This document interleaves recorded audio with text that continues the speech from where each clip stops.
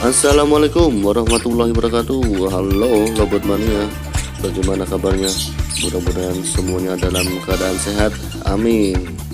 Ya, ini Lobot Mania dan teman-teman semua yang ingin peternak lobot, khususnya untuk yang warna, maka harus tahu dulu gennya, agar apa yang nanti kita hasilkan itu sesuai dengan prediksi. Nah, ada beberapa istilah yang ada di dunia lovebird itu mengenai apa itu lovebird split, apa itu lovebird possible, apa itu lovebird trah. Nah, ini akan saya coba memberikan penjelasan ini menurut kemampuan saya. Kalau misal salah nanti silahkan bisa dikoreksi. Jadi contohnya saja, kalau misal kita mau mencetak PB, tapi tentu saja kita harus memperhatikan gen indukannya, apakah ada gen PB atau tidak. Nah, itu yang sesuai tadi di awal, harus sesuai prediksi dan harus tahu gen pada indukannya.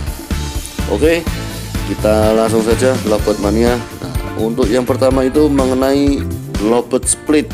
Nah, apa itu split? Nah, split itu istilah kalau di dalam lovebird itu berarti lovebird itu yang mempunyai keturunan atau yang mewarisi gen mutasi dari indukannya. Nah, memang split tidak tampak secara visual atau fenotip, atau tidak tampak secara warna, tetapi split itu terkandung secara genotip, jadi terkandung di dalam gen. Nah, ini yang terus yang membuat agak susahnya, bagaimana caranya melihat ini split, misal split biola atau split PF. Nah, itu memang agak susah. Kembali lagi kepada kepercayaan. Ya, membeli lovebird split itu modalnya yaitu kepercayaan pada peternak yang menjual lovebird tersebut. Tetapi selain itu, untuk lovebird split sendiri yang perlu diperhatikan, ini sekaligus saya menjelaskan di sini, terutama ini untuk yang mau ternak atau untuk pemula, tidak ada yang namanya split biola betina. Jadi kalau split biola pasti jantan. Nah, itu kuncinya. Terus tidak ada yang namanya lovebird blue series atau paruh putih itu split PB. Nah, itu tidak ada. Jadi kalau split PB itu berarti harus yang paruh merah. Bisa paskun split PB, green split PB, intinya yang paruh merah. Terus tidak ada lovebird PB split blue. Nah, ini yang sering salah ya. Kalau PB itu ya berarti bukan split blue, itu sudah tersendiri. Tapi ada juga ini yang antara paruh putih disilangkan dengan paruh putih terus keluar PB. Loh, kok bisa Ya bisa. Sebenarnya itu merupakan seperti apa ya, parblue, tetapi karena kehilangan pigmen kuningnya, sehingga warna bulu kuning itu atau paruh oranye itu tidak tampak dan menjadi warna BS.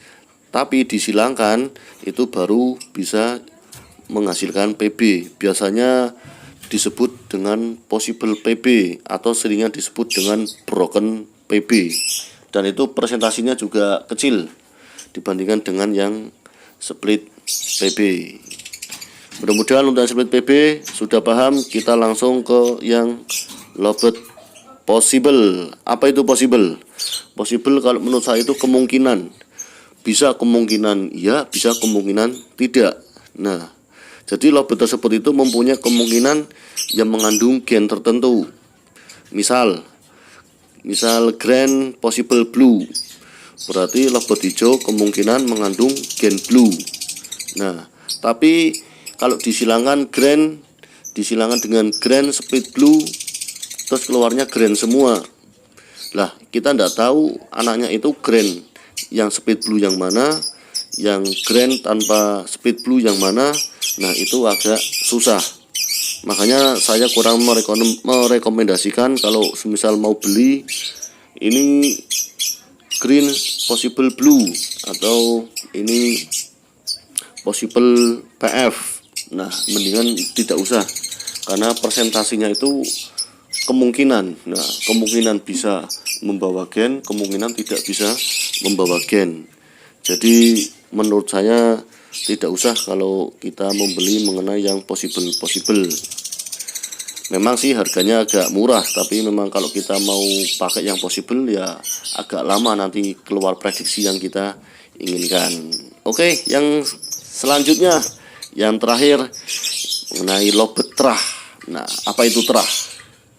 Yang baru bergabung, saya ucapkan selamat datang di channel saya Kicau Galaksi, mengupas seputar dunia burung. Dan jangan lupa untuk mendukung channel ini, silahkan bisa menekan tombol like, subscribe, share, dan nyalakan tombol loncengnya agar selalu update video-video terbaru lainnya dari Kicau Galaksi. Ya, lobet terah itu apa? Lobet terah itu berarti lobet yang mempunyai hubungan kekerabatan atau keturunan. Jadi sebutnya kalau terah itu berarti lebih luas ya maknanya. Bisa juga terah itu juga split, bisa juga possible, bisa juga tidak ada penurunan genetik karena terah adalah keturunan. Bisa membawa darah gen, bisa tidak. Tapi istilah terah yang berkembang di kalangan lobet mania ini, lobet yang hanya merupakan keturunan saja. Soal penurunan genetik kita nggak tahu, bahkan kemungkinan besar tidak ada penurunan genetik. Kalau saya sering menyebutnya dalam ternak lobet ini hubungan kekeluargaan, atau terah ini tidak selalu menurunkan genetiknya. Sebagai contoh, saya punya misal biola atau split biola dikalikan dengan green, keluar green betina, maka secara teori atau seklin green betina tersebut tidak mengandung genetik biola. Tetapi para penghobi biasanya menyebutnya dengan terah biola. Nah, ini tidak sepenuhnya salah. Yang salah adalah jika penyebutannya tersebut digunakan untuk spekulasi atau menipu secara halus, dan ini bisa dimanfaatkan. Ini biasanya dalam menjual pada pemula. Nah, itu untuk pemula harus hati-hati. Nah, terah biasanya sering digunakan oleh lobet kicau karena lobet kicau tidak memperhatikan kandungan gen warnanya, itu melainkan karakter atau suaranya. Nah, itu lobet mania mengenai perbedaan split, possible, dan terah. Mudah-mudahan bermanfaat. Terima kasih. Sekian. Wassalamualaikum warahmatullahi wabarakatuh. Salam lobet mania.